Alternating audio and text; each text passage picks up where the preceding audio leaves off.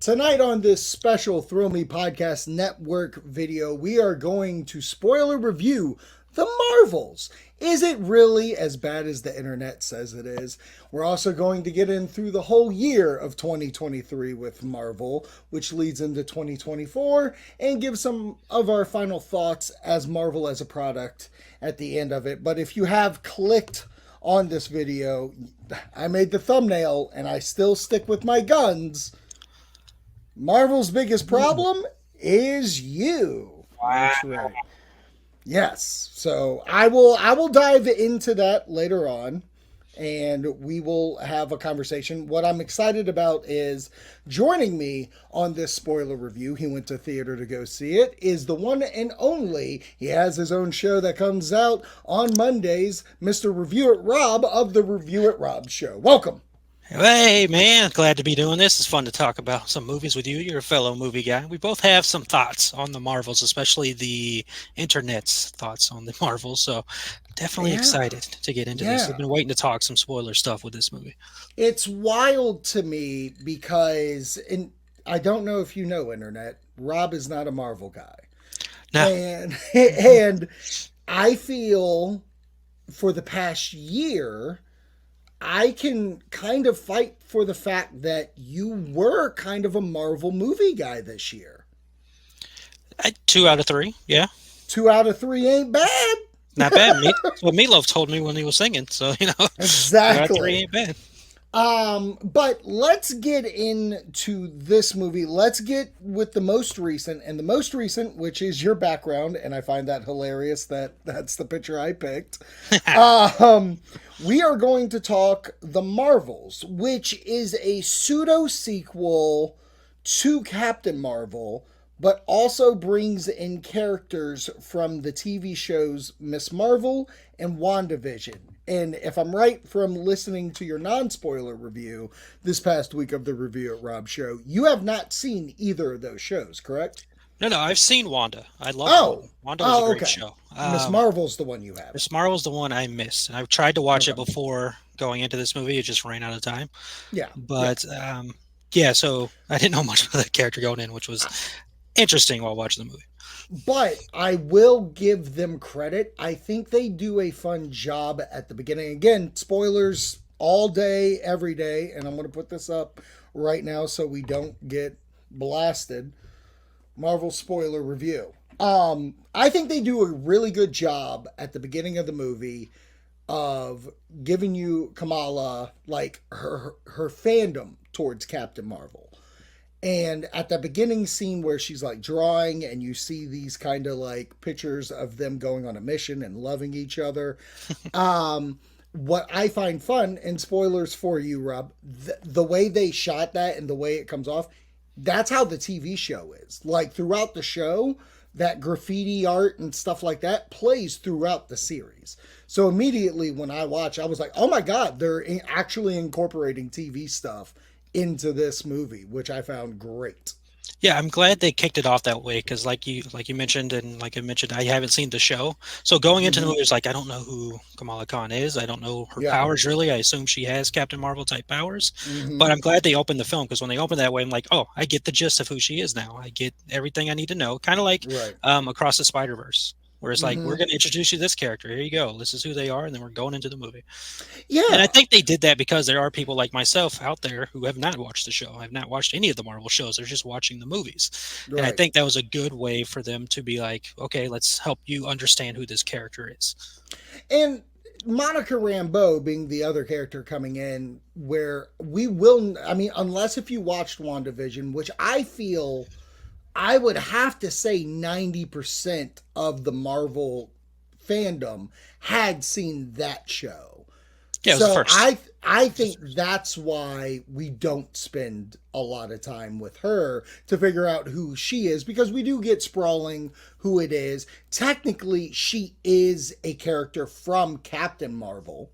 Right. So you don't necessarily have to dig deep into her to get where she's coming from and where her like motives are and stuff like that. But I think the introduction of this movie from the start is so fun. And when they get into that first action set piece where Hmm. they're switching bodies, I thought that was so fun. I thought that was like inventive, in a world where we feel, oh, we've seen it all. I haven't seen that. And I was excited to get something different in an action sequence. Yeah, it was a very fun sequence, like you said, and seeing how the ramifications of what's happening with all their powers going back and forth. And this is three people. This isn't just two people, and none Right. of them know what's going on. And it's Right. like the worst of worst things can happen, and you don't know Mm-hmm. what's going on, and none of them know that they're doing it. None of them have Right. any idea what's happening. But yeah, it's Right. very easy, and that's something I appreciate about the movie as well. It's easy to understand what's happening. It's not one of those things where you're like, I gotta scratch my brain. Why is this happening? They explain Right. exactly what's happening, and I'm like, good on them, man. Yeah, no, they do. And I love the fact that they realize, oh, I can't use my powers too hard because that's how the switching happens. And that's how you actually make Captain Marvel, who's this dominating feature, to kind of like settle it. Now she can't just like destroy everything and be Superman, Superwoman type idea like how she was in Endgame, where she's Yeah. destroying ships and stuff. And I will also give this another credit to the movie, even during that action sequence. I think this is bar none since if Guardians and Ragnarok are in the conversation, this is the funniest one with all like it goes Guardians, Ragnarok, this as like the funniest movies out of the Marvel universe. Oh no. Did you freeze? You froze. You froze. We froze. Hello? Are we back? Okay. Yes, Okay. Yes. it is the funniest movie. I agree with you on that aspect, which was a complete shock going in because I watched the first Captain Marvel movie. That's not There's no necessarily a funny comedy. movie. There's a Yeah. little bit, like when she's in Blockbuster and the Mm. guy's freaking out about her coming out of there and all that. Yes. There's Yeah. stuff like that, but for the most part, it's very serious. She's very monotone. It's, let's get to this point and get it over with. This film, Right. fun. Mostly, I Yeah. think, maybe because of Kamala Khan, because it takes a Yes. while for Captain Marvel.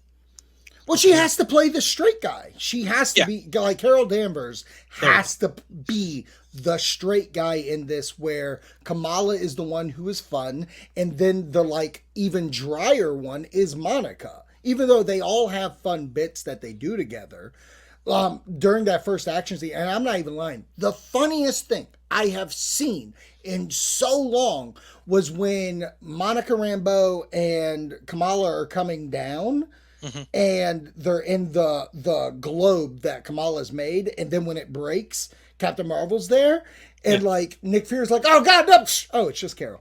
yeah. Literally the funniest thing I have ever seen. Yes, absolutely. Because it gets it. And Um, that's another thing that I like. This is the Sam Jackson in Marvel that I want.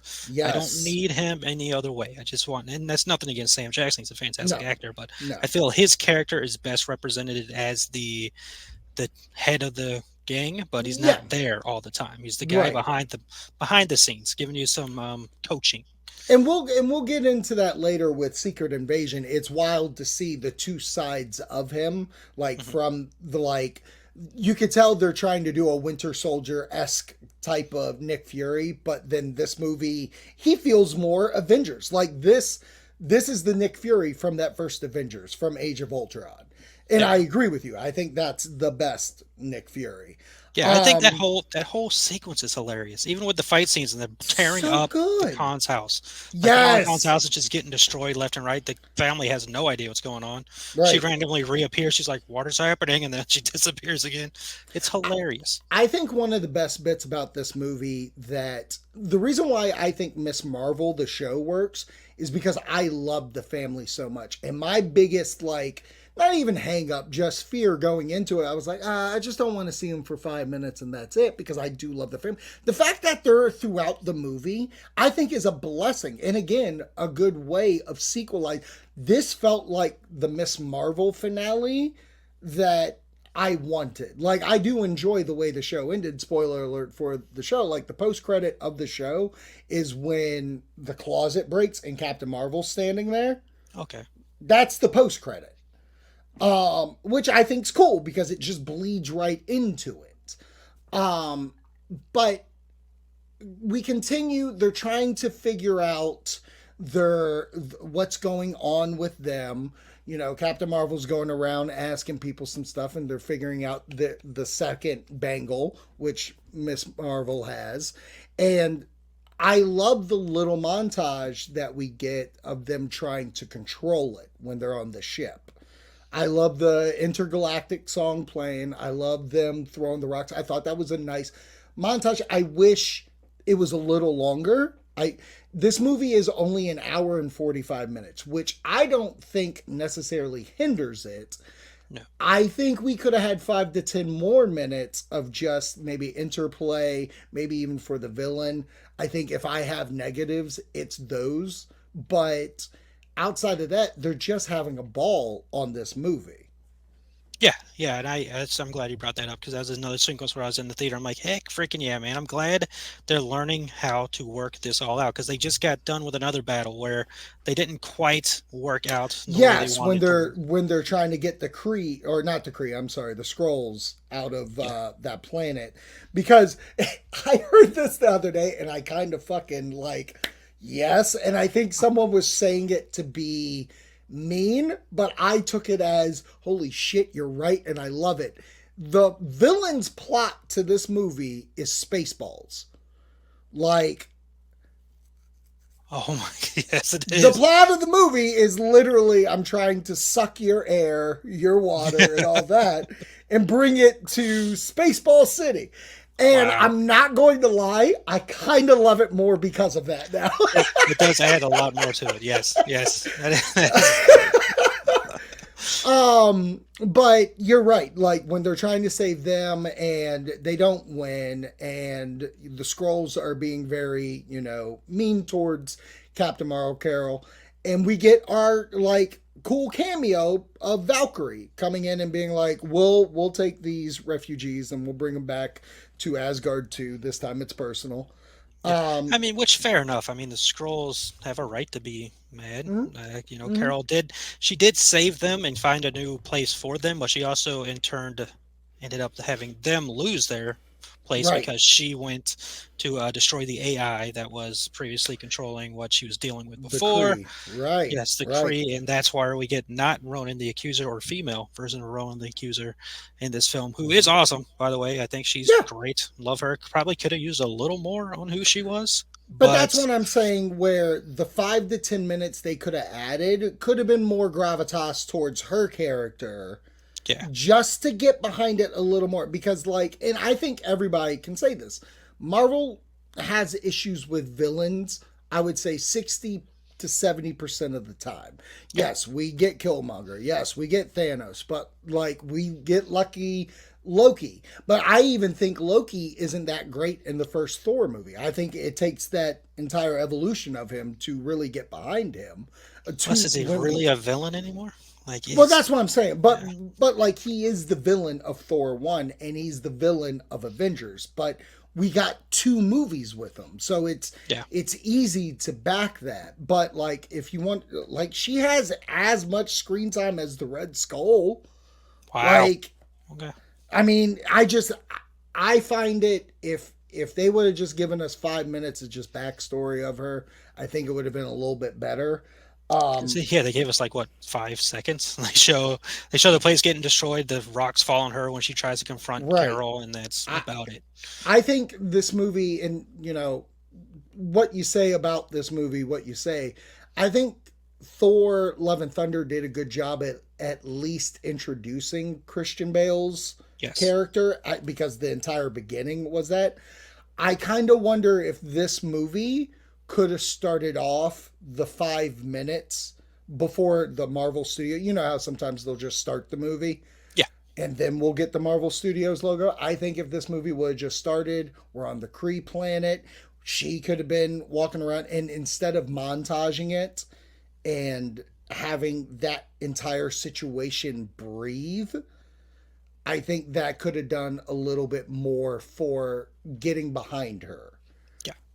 And I don't even agree with her. Like, I get what she's doing. She's crazy, batshit crazy, but I still think that 5 minutes could have been good. I want to talk to you about 2 scenes. Okay. They're controversial, and for me, I think they're the funnest parts of this movie. I think I know one of them. So eventually they say, hey, I know a water planet, because she's spaceballsing this shit. So Yeah. we need to find a planet that's all water. She's like, I know one, or mostly water, and let's go there. But these people are kind of weird. Just handle it. And they get there, and she's kind of a Disney princess, Carol Danvers, and it's also a planet that just sings in song. Now, a lot of people have a problem with that. I ran into that when I was watching the movie. I wouldn't say I had a problem with it, but it did take me back. And then I sat there and I looked at my friend. I'm like, oh, it is a Disney movie after all, and this is very much a Disney. It's this being is Aladdin. meta. I mean, it's Aladdin if you think about it. Yeah. Yeah, so I was having fun with it though. Like, it wasn't one of those moments where I was upset that they were doing it. I laughed when she changed her suit, and the two were like, "What the hell?" Into the made me laugh. dress. Yeah, when right. that happened, the two were like, "Wait, what?" And I laughed, and then the singing and dance. I'm like, I get it. It worked fine. Right. It's like the polar. This is like going from Thor: The Dark World to Thor: Ragnarok. Right. That's how this feels between Captain Marvel and okay. Yes. Yeah. Yeah. 100%. 100%. And it's funny to me that we're all okay when Thor did it, but it's not acceptable when we have fun, when we're doing, because to me this movie, spoiler alert, I enjoy this movie. Is it in my top 10? I don't know. Is it in my top 10 Marvels? Definitely not. Like, but is this the most fun I had out of the mid movies? And by mid, I mean the middle, because there's 34 of these fucking movies. Yeah. So, like, is this in my top 20? Probably. It's definitely higher than Captain Marvel, I'll tell you that much. But I had such a blast. I'm a musical guy. I love musicals. So when this came out, I was like, oh my God, you guys are like playing to me now. Thank you. Yeah. And a return of Bree singing. We haven't, I don't even know the last time we saw Bree sing except for Scott Pilgrim. Yeah, right. Scott Pilgrim, but I welcome it. Right, and that's what I and that's why, because to me, that's like, oh, you know what? I know what she can do, and I think this will be fun. And the only thing I will critique out of it, it didn't even need to be a minute long. 2 minutes tops, because I think the time proportion that we are there, especially when they're like, oh no, he can talk, he's bilingual, fucking broke me. But I think we needed a minute or two of Kamala and Monica to like try to communicate with someone, forget that you need to sing, and then try to sing. Yes. I think if like Monica would just started fucking, doing something, whatever, or fucking Kamala just I knew it. Like, I don't know what the fuck you do, but fucking do it. Yes. Then the second scene I want to talk about, there's a mystery on the spaceship that Kamala's family goes to, Saber, where Nick Fury chills out in space. There's a mystery going around about these like small objects, like egg-looking things around the ship. And then to come to find out, because from Captain Marvel, there was the cat. What's the cat's name? Do you remember? Oh, Goose? Goose, yes. Yeah. Goose. Top Gun. So Goose has a lot of kittens that come out. And then, because, again, the villain of this movie is going around trying to suck everybody's stuff, so now she's coming to Earth. And specifically, she's going to planets Captain Marvel has a kin to. Yes. So she's like, now it's time to go to Earth. Let's mess up that world. And all this stuff's going on, and they need to get out of the Saber station, but there's not enough vehicles. So Nick Fury's like, guess what? These kittens are going to do it. Yeah. And then we get an entire montage of these kittens sucking down people, because they're not eating them. They're just sucking them down. Mm-hmm. And it's in the background to the music in the background is Memories from Cats. Oh, God. So I didn't put that I, together. I didn't know. I don't know Cats the musical, so I did not right, put right, that right, right, together. But right. that's brilliant. But let me tell you, one of the best experiences I've ever seen, and I've seen so many complaints about that. And the only thing I can say, and I say, and this is where some of this, it's not Marvel, it's you. If James Gunn put this in a movie, you would call him a genius. But because this movie stars three women, directed by a woman, we have a problem. Yeah, yeah. So that scene is insane, but Mm-hmm. it's insane in a hilarious way. Like it's hilarious It's and horrifying at the same time. it's already fit the first hour of this movie. It's not Yeah, like you haven't been taken out. You know what I mean? exactly. And it makes sense to what they need to do. They don't have enough getaway vehicles, so what do you got to do? Put all Uh, these kids in one spaceship and get them out of here. And I love the fact that if Kamala is running around with one of the cats just holding him, he's like, yoink that person, getting that person. Like, sorry, had to do it. She puts up a wall. So Sorry. sorry. Yes, so it works. It works to It this works movie. Like you so said, it would good. work in a James Gunn movie. Now we'll see how Yeah. people feel because we know how the internet hates DC and how James Gunn does I stuff over there. mean, But oh boy. um, But I feel like we this got like works. Yeah. Guardians 3, and we'll get into that later, but like Guardians 3 had effed up imagery all over it. Yeah. So what's the difference here?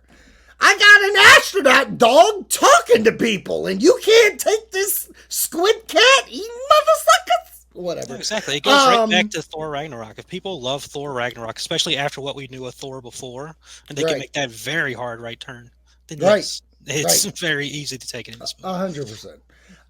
So by the end of this, the villain gets Miss Marvel's second, or the other bracelet, Hmm.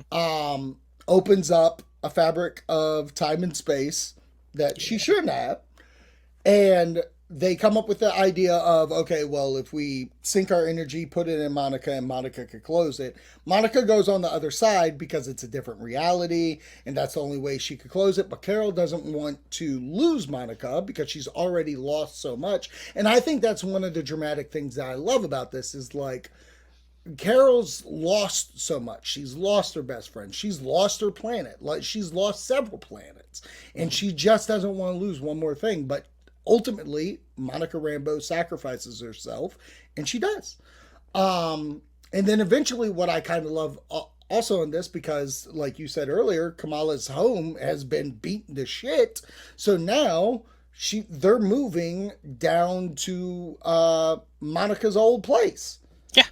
And moving into it, yeah, it's a very emotional ending there. It's a Mm-hmm. trickery, which again I give credit to the villain, where it's like, okay, the villain's gonna work with them now because they come up with a plan to where it's just like, you don't have to do this. I'll go heat up your son because she's going after her son.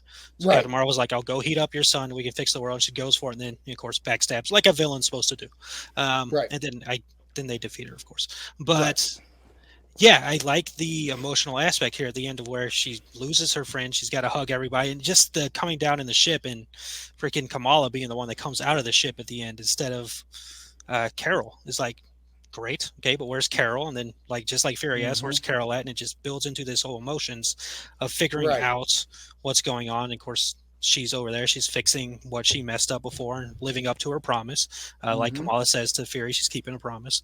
I love all that stuff. I love those two sitting in the jet at the new house, at Monica's Yes. house, and talking Right. about it. It's like, I don't have the key for this, which I thought emotional. Good It's scene. nice. It's like I'm Yeah. gonna wait for Monica to come back and we can do this. Yeah, because she knows from the past. She's been through it, right? She's been through Right. Endgame. She's seen what's happened. She knows that some things can change. So Right. she's keeping an open mind, but still being her. Right. Um.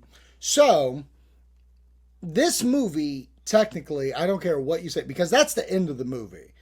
This Not movie quite. has Not two. quite. Well, Yeah. this Okay. movie has two post credits, and they Yes. obviously moved one right, butted up to the end of the movie. Batman Begins style, baby.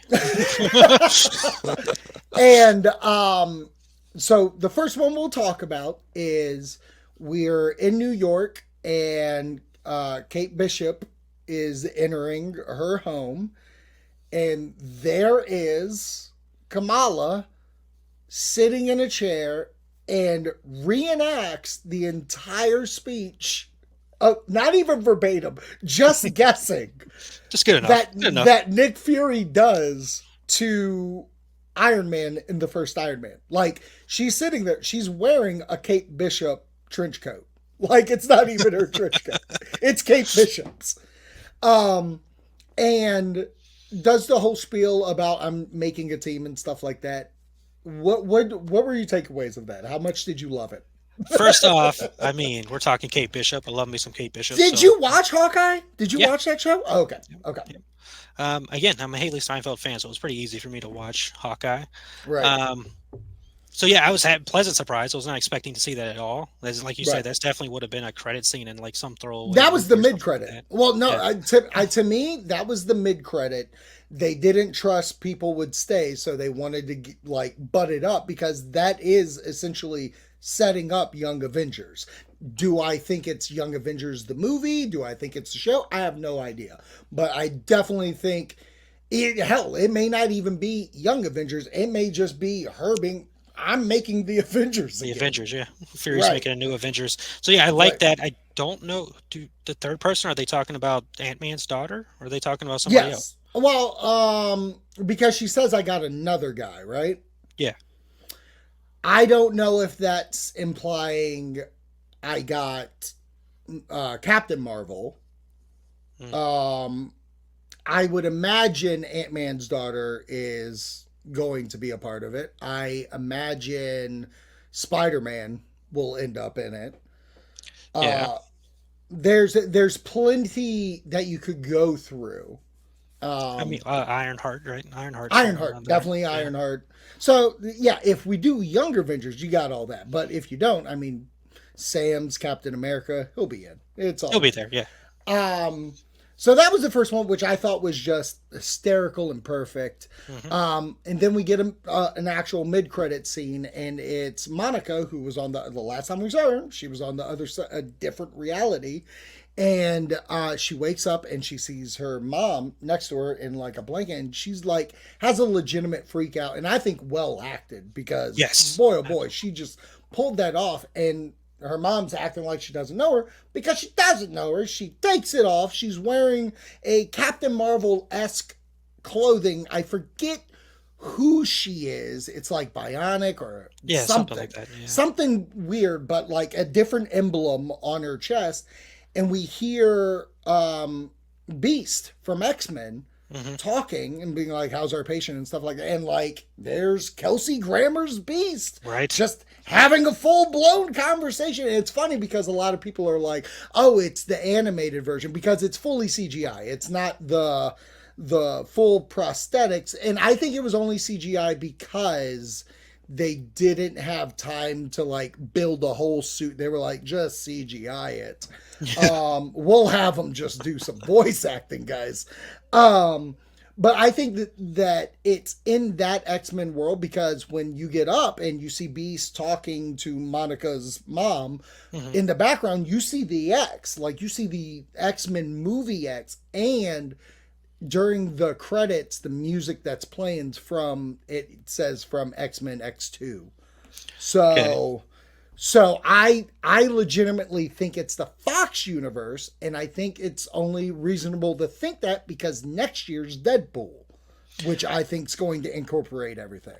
Right, which I saw that same thing too about the animated universe. I'm like, maybe I can understand where you're coming from because Professor X looked like the animated version when he showed up in Doctor Wanda, Strange. And in Wanda, you know. Yeah, I call it Wanda in the Multiverse of Madness. Wanda in the Multiverse, And Wolverine's clearly wearing the animated suit in freaking Deadpool. Yeah, but so I see where people are hitting that animated thing.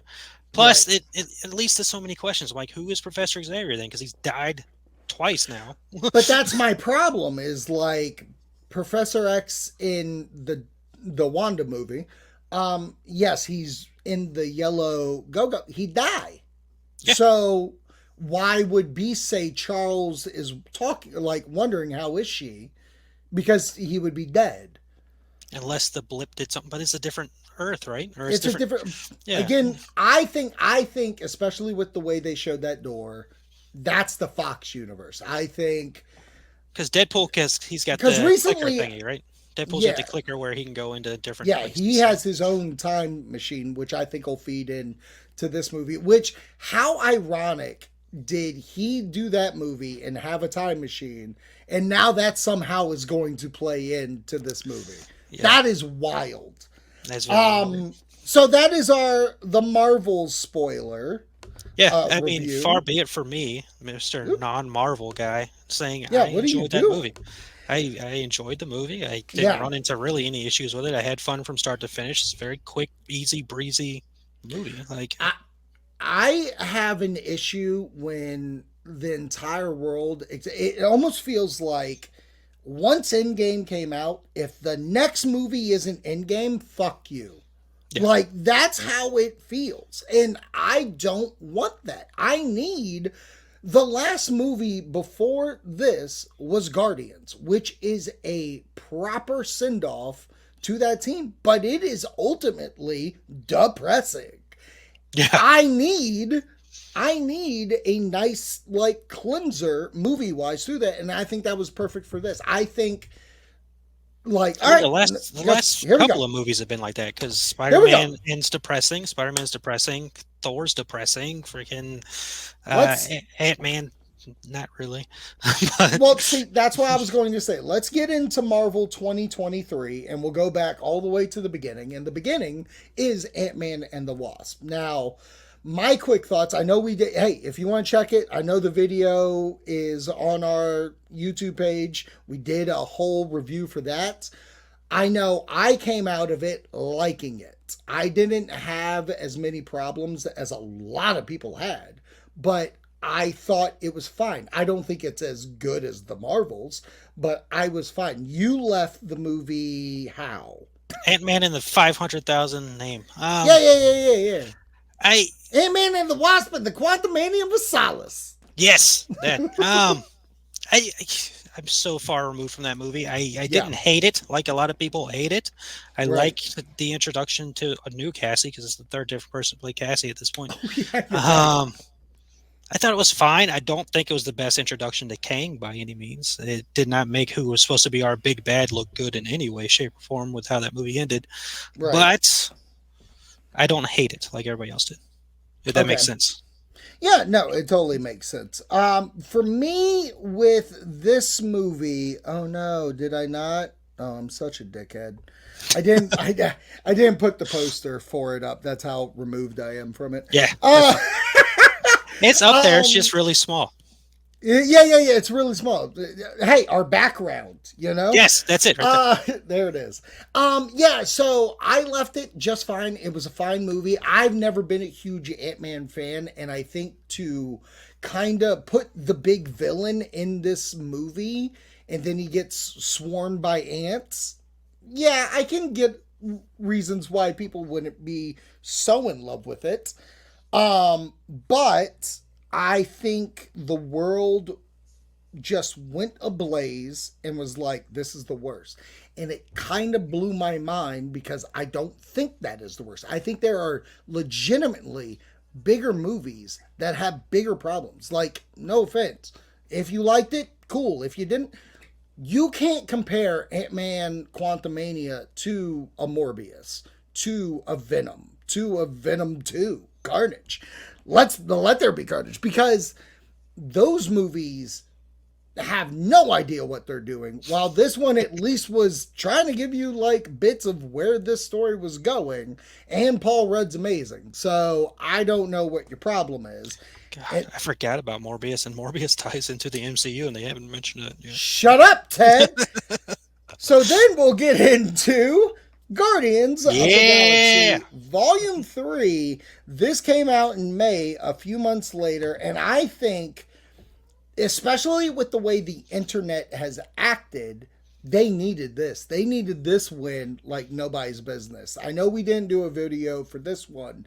So my quick thoughts are this is currently sitting in my top 5 movies of the year.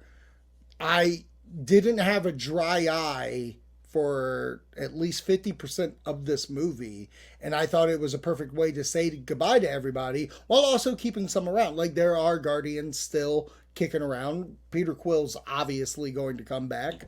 through some way or another. Maybe that's who Kamala Khan knows.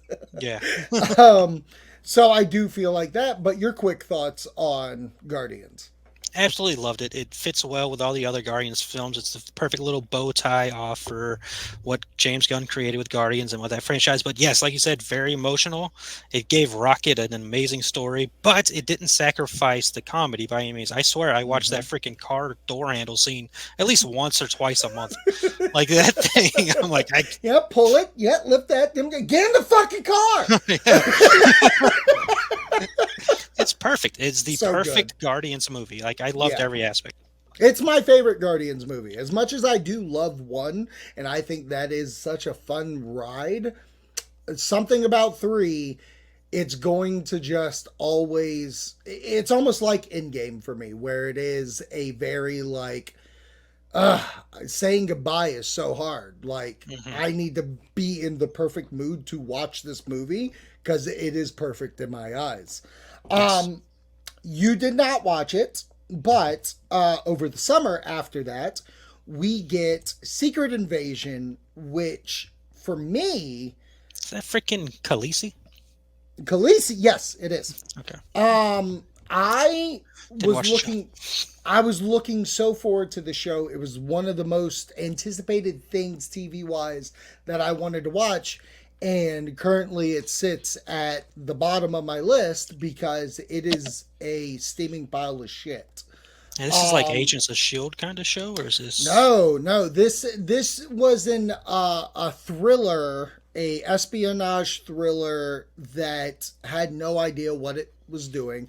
I think it is the cause of why you see Marvel TV restructuring how they make TV, because they've nailed. I don't know where you sit on Marvel TV, but when I think of current like MCU, not like Netflix Daredevil, but for me, my top three shows are Hawkeye, um, Miss Marvel, and WandaVision. If I'm telling you to watch three TV shows, everything else has been very hit and miss, even throughout the show. Like there's things that I like, but there's been things that I'm like, nah. So Yeah. much so it caused me not to watch Loki till it was done or nearing done, because I went week to week with Secret Invasion, and boy, oh boy, after that first episode, like I was jaw dropped during the first episode, and then every other episode after that, I was like, what the fuck are we doing? And then you get to the finale with its final moments, and I'm like, what the fuck are you doing? And it literally, like, the last scene is like Nick Fury going back to Saber. Like, the whole series exists as Nick Fury comes down from the Saber ship, which I do give them credit for at least having the same fucking transportation thing. Yeah. But I was just blown away with how much they missed the mark. Like, forget about it. Don't bring any characters back. There are some things that happen in this show. Fuck it, spoilers, because I don't want you ever to watch it, so I'm going to cause you not to. Okay. The whole point of the show is that Nick Fury has the DNA of all the superheroes, and there's an evil scroll that wants to have that DNA to encompass all the fucking superpowers from it. He gets it. Emilia Clarke also puts it in to fight him. So it's a fight scene at the end where all of them, like, she has a fucking Hulk arm at one point. She has fucking Fire Fist from Captain Marvel. I mean, the most utter thing that was cringe. This show is cringe. Yeah, I don't want to see that. Never watch it. I love that Nick Fury is just Batman. By the way, he's got all the other rest of the King crews. I Good did. stuff. Well, so, but see, he was trying to keep it away from people. He didn't want anybody to get it because I forget what the cleanup crew's name is. Remember in Spider-Man: Homecoming when they were like, "Oh, we're blah blah blah," like Yeah. that's who was supposed to have it, and he took it. So from that goddamn atrocity, we move on to the movie we saw, but we also get Loki season 2, which I will you haven't seen it, and I'm not going to spoil it because here's what I got to say about Loki season 2. Between it and Guardians, and yes, Secret Invasion was such a fucking waste of time. Loki season 2 is the best Marvel thing I think they've ever done for a character. Okay. I have absolutely enjoyed. I liked Loki season 1. I liked it. I don't think I was as high as everybody else. It wasn't bad. But what they did this season, I heard that they did this before, that they were kind of, and I don't mean this like as a bad term, derogatory, they dumbed it down because they used a lot of terminology that people just were like, what the fuck are you talking about? And they kind of dumb it down a little bit so you can understand the whole time shift and realities and all that. And God honest truth, even in the first episode, there is a bit in the first episode that's akin to what Bill and Ted's Excellent Adventure does. Ooh. So in Bill and Ted's Excellent Adventure, where they were like, I'll just tell myself to leave the car keys in the theater. And then the car keys, hey, they're here. They physically go through that. Okay. And it's fucking amazing. And then from there on out, every episode got better and better. By episode 5, the way it ends, I literally was full. Look, goosebumps. You can fucking see the goosebumps on my body. And then the finale is such a goddamn triumph.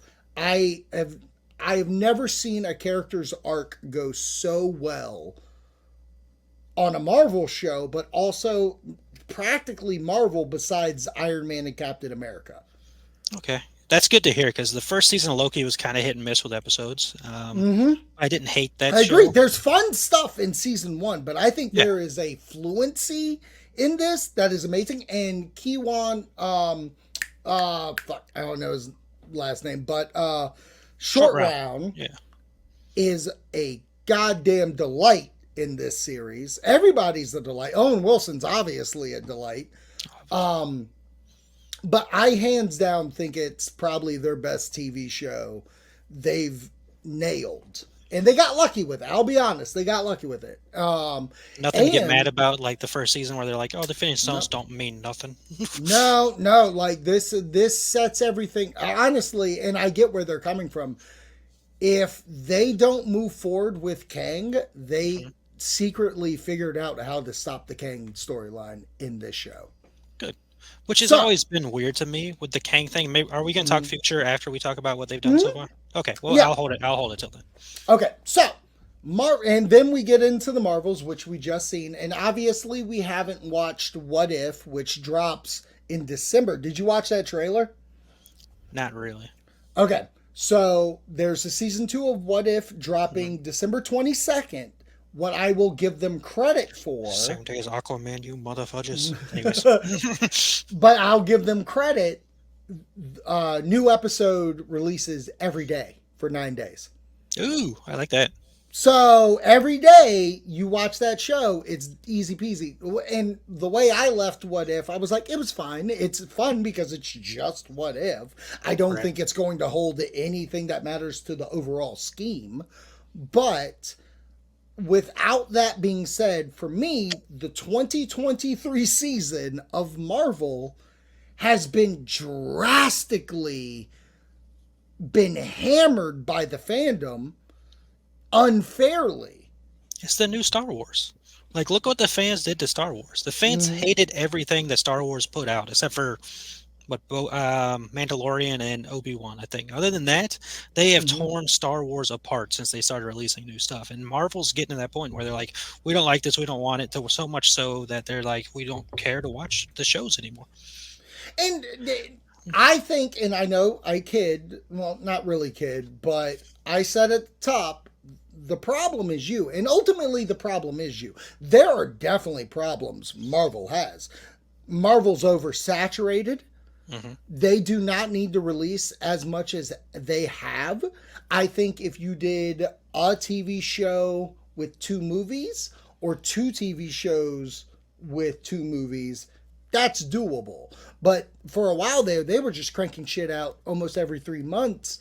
of something and you had to go back and forth, that's hard for the consumer. That's when you are going to get people like, I don't need to watch it. Because, and I'll sit here perfectly still. As much as I love Marvel as a whole, you will never have a perfect record the way you did with Phase 1. Right. 6 movies? Perfect. We did it. You may like those movies here or there. You might not even think they're great, but fucking ultimately, storytelling wise, they nailed it. Even up to Phase 2 to 3, they did. But once we integrated TV shows to the entire concept, that is kind of hard. That is going to be something that you're really asking a requirement, especially when, like, it's ultimately, comics are for kids.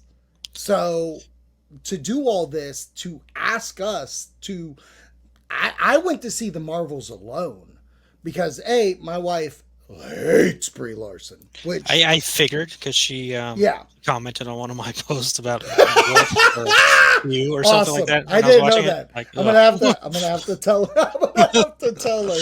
Oh my god, that's hilarious. But like, you know, Teen Hilton, I haven't watched much of Marvel with him in the past year. I think actually Ant-Man's the last thing I watched with. No, we watched Secret Invasion. That's a lie. But like, he saw that I was watching Loki and he had no interest in coming in, and that's on him. I'm not going to force feed anybody to come watch this. But they've literally painted themselves into a corner of this isn't must see. And I think that's where we need to get to next year. But my final grade for Marvel 2023, I got to give it a solid B.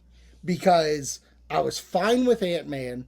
I was in love with Guardians. I thought Secret Invasion was a stinker. But then Loki and Marvels finished up for me the year. I have not been... This is true to fact, and I felt lucky.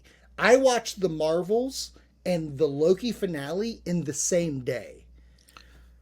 And I hadn't felt more happier about Marvel since No Way Home. Wow. Okay. And just like a joy, like, oh my God, I got so much good shit today from them. And that's kind of the last time I felt that presence. Everything else has been fine, liked at best. But boy, oh boy, man, like, what a good way for me 2023 to end the year. And the fact that the fandom's turned. And I honest to God, the you out there, I think you're just turning on it so the internet doesn't yell at you. I think you're turning on it because it's the cool thing to do. The king has shown red. He's bleeding. And that's fun. Everybody loves an underdog. Everybody loves Rocky. But once Rocky has a fucking robot that can serve him, you guys have been just turning on him. And now he has to fight the Russian. And the Russian is the internet. Right. Yep. Nailed it. Yeah, it's weird. Somebody said Marvel fans are basically going to attach themselves to whatever they want to attach themselves to. There's no real loyalty in the internet fandom. Now, I'm not saying all Marvel fans are like that, because obviously there are dedicated Marvel fans, but it is weird seeing that. So much so the Madam Web trailer came out, and all the comments under it were, "Oh, this looks better than the Marvels. This is better than the Marvels already." I'm ready. And I watched that trailer. I'm like, no, it's not. It's just a trailer. I'm like, no, it's not. Listen. I watched that trailer and about vomited because I had no idea what was going on. You can't tell me a movie, a 2-minute trailer is better than a movie when the trailer doesn't even depict the fucking real character from the comics.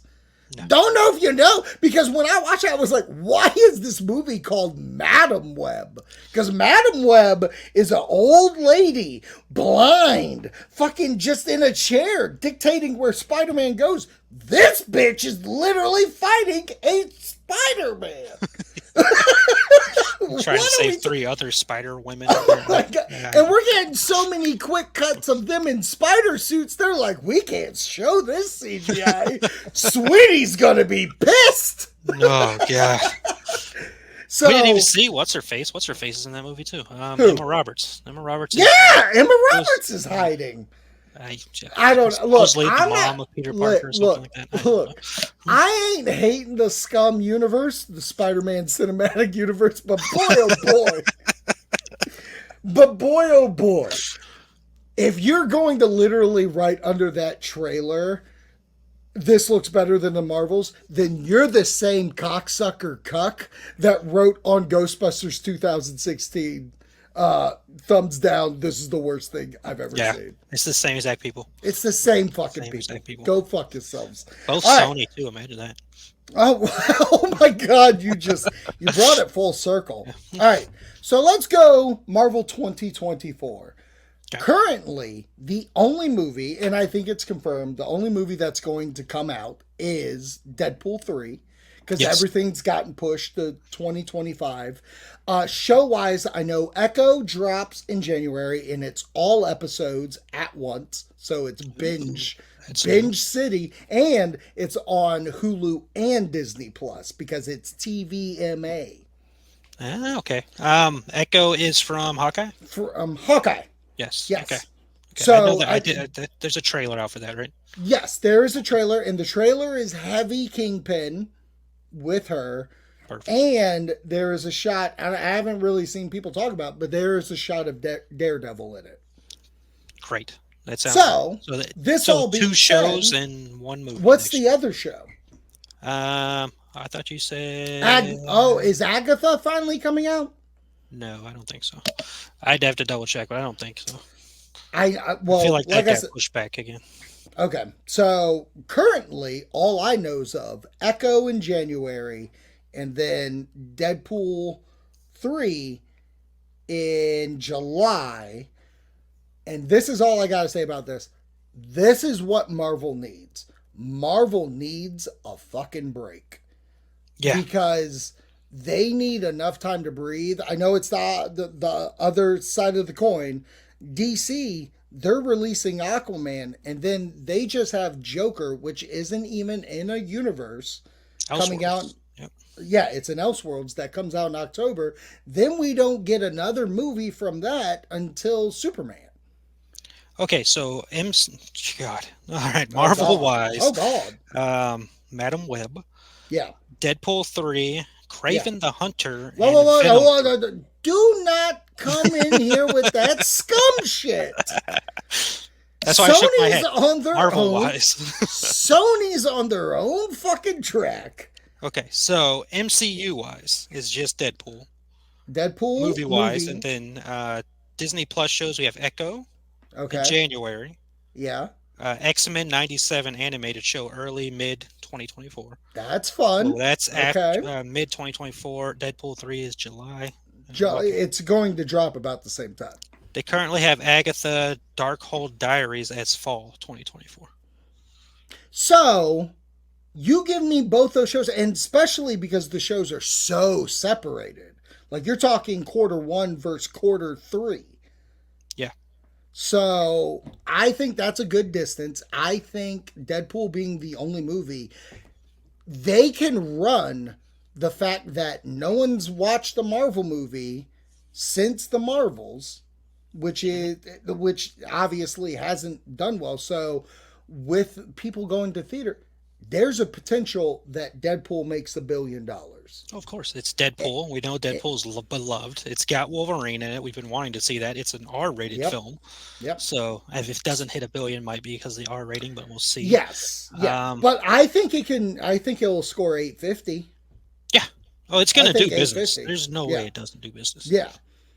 So for me, having a good year of 2023 and potentially a good year of 2024, and once that happens and they're on track with future TV shows, quality over quantity, there's a chance. Phase 5 is Phase 5, but I think Phase 6 has a chance to fucking save this entire goddamn thing, and then we could start over.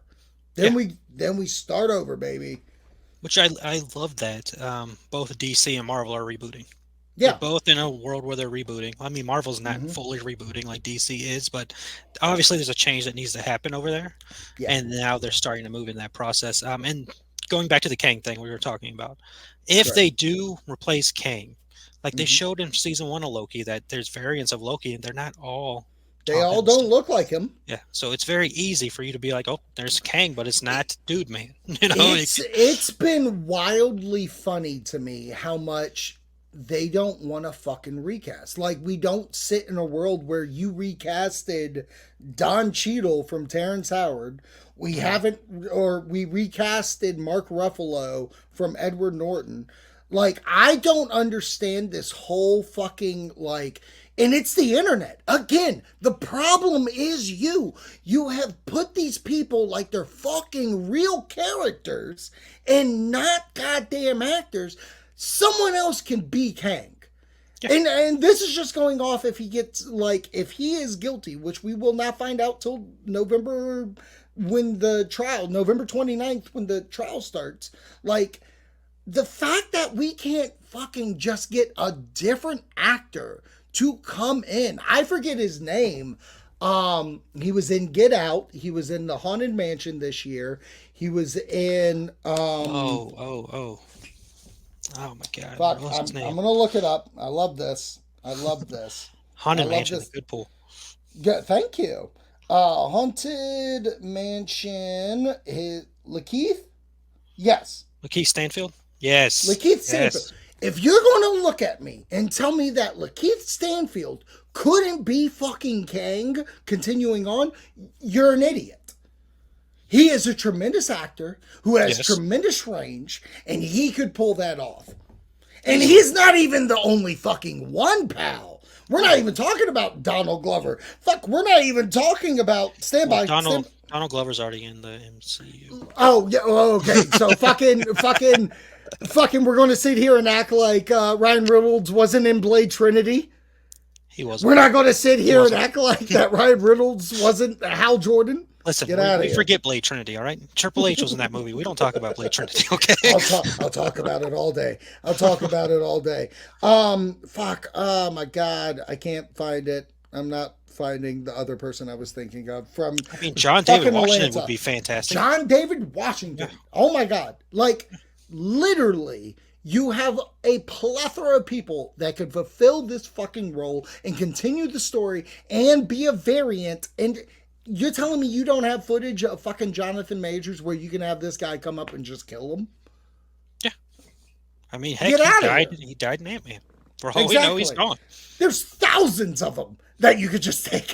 I think that's the problem, is they show that whole Coliseum full of all Jonathan Majors. They're like, oh, well, we can't do anything now. Yes, you can, because yes, you can. Just because it's a fucking shot. You just get this one guy coming. Because here's my problem. I don't like pivoting to, like, say it's dead, Dr. Doom. Right. I don't like pivoting just to him to just say that, because now you're making Dr. Doom, who I think's a badass MFer, who can take down thousands of variants at once. Yeah. No. Okay, I've seen Dr. Doom, and to play it like he's going to be this badass that I've seen in 2 movies from Fox earlier, and then the fucking monster movie that fucking came later. No, Tobin Bell can't do that. No, Tobin Bell. Oh my God. But anyways, and my final bit of this, and going right back to the front, where the problem is we've been talking about this for an hour. The most I got here is The Marvels was a fun movie, and the fact that the fandom turned on it for no fucking apparent reason, like, the movie should have made more money, and I get why it didn't, because the actor strike just ended. They didn't have time to get them on talk shows. They didn't have time to do this promotion. When you think of the actor strike, the last movie to fucking, the last 2, which were Barbenheimer, but before Barbenheimer, there was a marketing.